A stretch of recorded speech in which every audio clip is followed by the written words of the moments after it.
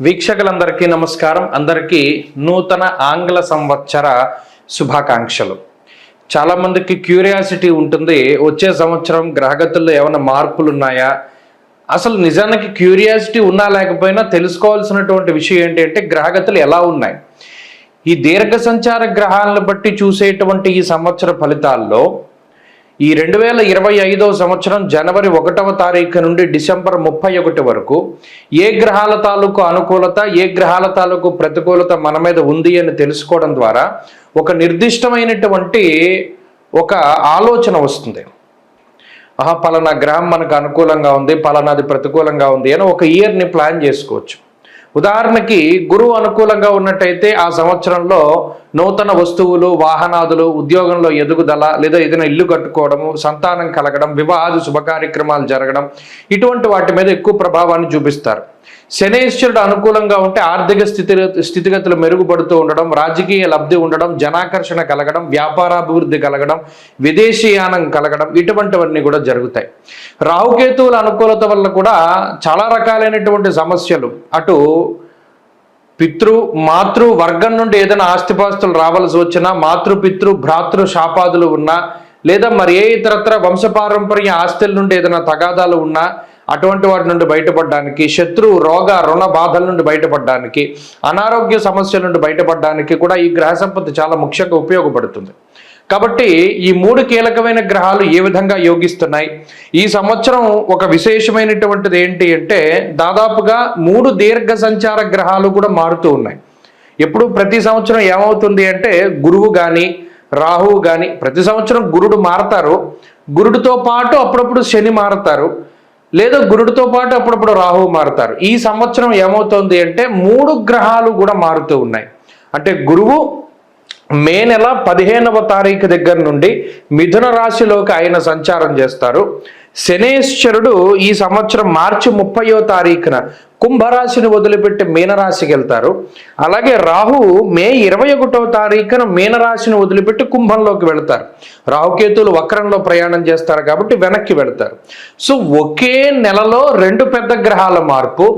అదేంటి? మే నెలలో గురు రాహువుల యొక్క మార్పు, దానికి మునిపే ఈ మార్చి 30వ తారీఖున శని మార్పు.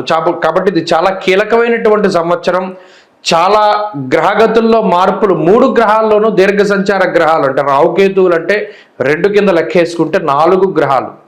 ఈ క్రియాశీలకమైనటువంటి మార్పుల్లో లాభపడేటువంటి రాశుల్లో మీ రాశి ఉందా లేదా అనేటువంటిది మనం తెలుసుకుందాం. మేషరాశి వారికి 2025వ సంవత్సరం ఏ రకమైనటువంటి ఫలితాలు కనబడుతున్నాయి? ప్రత్యేకించి ఈ రాశి వారికి వ్యయస్థానమందు శనేశ్వరుని యొక్క స్థితి, లాభస్థానమందు రాహుగ్రహం, తృతీయమందు గురుడు. అంటే ఈ సంవత్సరాన్ని గనక విడగొడితే మే నెల వరకు కూడా గురుబలం అనేటువంటిది ఈ రాశి వారికి ఉంటుంది. మే నెల 15వ తారీఖు వరకు 2వ స్థానంలో గురుడు ఉన్నారంటే 2025లో 5 నెలల పాటు గురుబలం ఉంటుంది. అలాగే ఏలినాటి శని ఎప్పటి నుండి వస్తుంది మేషరాశి వారికి? మార్చి 30. ఈ మేషరాశి వారికి కొత్తగా ఏలినాటి శని వస్తుంది. చాలా మంది భయపడుతూ ఉంటారు. నిజానికి ఏలినాటి శని అందరినీ పాడు చేసేటువంటి గ్రహ సంపత్తి కాదు, అలాగే అందరికీ శుభాలను చేకూర్చేటువంటి గ్రహ సంపత్తి కాదు. ఇది వైవిధ్యంగా ఉంటుంది. ఇది దేన్ని బట్టి ఆధారంగా ఉంటుంది అంటే కర్మల్ని బట్టి. మనకు ఉండేటువంటి సంచిత కర్మలు, ఆగామి కర్మలు, ప్రారబ్ధ కర్మల ఆధారంగా ఏలినాటి శని ఫలితం ఇస్తుంది. ఏలినాటి శనిలో రాజ్యాల్ని ఏలినటువంటి వారు ఉన్నారు, ఏలినాటి శనిలో రాజ్యాల్ని కోల్పోయినటువంటి వారు ఉన్నారు, ఏలినాటి శనిలో సంసారాన్ని లేదా కుటుంబాన్ని పొందినటువంటి వారు ఉన్నారు, ఏలినాటి శనిలో బికారులైనటువంటి వారు, సన్యాసులైనటువంటి వారు కూడా ఉన్నారు. చాలా కాంట్రడిక్టరీ విషయాలన్నీ కూడా ఇందులో జరుగుతాయి. అప్పటి వరకు చాలా గొప్ప స్థితిలో ఉన్నటువంటి వాడు సడన్గా రోడ్డు మీదకి వచ్చేస్తాడు. అప్పటి వరకు రోడ్ల మీద తిరుగుతూ ఉండేటువంటి వాడు సడన్గా సింహాసనం మీద కూర్చుంటాడు. ఇవన్నీ దేన్ని బట్టి జరుగుతాయండి? కర్మ అనేటువంటి ఒక విషయం ఆధారంగా. అది ఒక అనిర్వచనీయమైనటువంటి ఒక శక్తి, ఈ ప్రపంచాన్ని నడుపుతూ ఉన్నటువంటి శక్తి, దాని ఆధారితంగానే ఉంటాయి. అయితే మన ఋషులందరూ ఏం చేశారంటే ఈ కర్మ సంబంధమైనటువంటి విషయాలన్నిటినీ కూడా ఏ రకంగా మనకు తెలియజేశారు? జాతక ప్రకారంగా పలానా వాడి కర్మలు ఈ రకంగా ఉన్నాయి కాబట్టి వాడి జాతకంలో స్థితిగతులు ఇలా ఉన్నాయి అనేటువంటి విషయాన్ని తెలియజేశారు. సరే, ఇక గ్రహస్థితిని గమనిస్తే మే నెల 15వ తారీఖు వరకు మేషరాశి వారికి గురుబలం ఉంటుంది. మరి ఈ గురుబలం ఉన్నంత వరకు ఈ రాశి వారికి ఏ విధమైనటువంటి సమస్య రాదు. ఎందుకంటే మన సౌఖ్యం యశోవృద్ధిం సౌభాగ్యం చ ధనాగమ అంటూ ఉన్నది శాస్త్రం. అటు గురుబలం రావడం అనేటువంటి గురుబలం ఉండడం అనేటువంటిది చాలా గొప్ప విషయం. కాబట్టి ఈ మే నెల వరకు ఈ లోపు ఏలినాటి శని వచ్చినప్పటికీ కూడా మే వరకు గురుబలం ఒకటి కాస్తుంది ఈ రాశి వారిని. సరే, మరి మే 15న గురుడు వెళ్ళిపోతారు.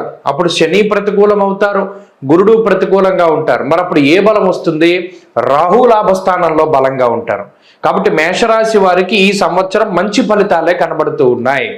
అటు ఏలినాటి శని వచ్చినప్పటికీ ఇంకో దీర్ఘ సంచార గ్రహాలు అంటే గురుబలం కానీ లేదా గురుబలం పోయిన తర్వాత రాహు బలం కానీ ఇలా ఏదో ఒక గ్రహం బలంగా ఉండడం వల్ల ఈ సంవత్సరంలో మెరుగైనటువంటి ఫలితాలనే పొందుతూ ఉన్నారు.